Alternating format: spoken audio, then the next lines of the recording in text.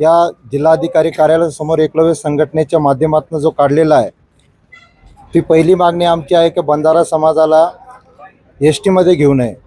ते एस टीमध्ये तर येणार नाही, कारण एस टी आणि एस सी हे संविधानिक आरक्षण आहेत। अनुसूचित जमाती आणि जाती ह्या घटनेने दिलेले आरक्षण आहे, याच्यामध्ये बंजारा समाज येऊ शकत नाही। आणि तुम्ही प्रश्न केला हैदराबाद गॅजेटचा, हैदराबाद गॅजेटमध्ये 23 पान नंबरला स्पष्ट लिहिलेलं आहे का बंजारा समाज हा शेतकरी आहे, म्हणजे ॲग्रिकल्चर्स आहे, हे स्पष्ट या गॅजेटमध्ये लिहिलेलं आहे। कोणीतरी ढगाला ठिगळ लावून देत आहे का गॅजेटमध्ये स्पष्ट लिहिलेलं आहे बंजारा समाज हा ट्रायबलमध्ये येतो, हे साफपणे ते नेते खोटं बोलत आहेत। पण ह्या गॅजेट मी तुम्हाला दाखवत आहे, या गॅजेटमध्ये मराठा समाज कुणबी लिहिलेला आहे। म्हणजे मराठा समाजाची मागणी काय आहे, कुणबी आणि मराठा एक आहे।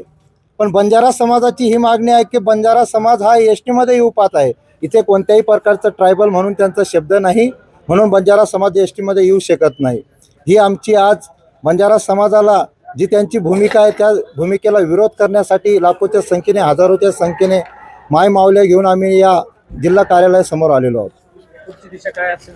पुढची दिशा आमची 14 तारखेला शहापूर ते मुंबई आमचा पायी 3 दिवसाचा मोर्चा आहे। 16 तारखेला आम्ही महाराष्ट्राच्या मंत्रिमंडळासमोर किंवा मंत्रालयासमोर हा मोर्चा लाखोच्या संख्येने धडकणार आहे।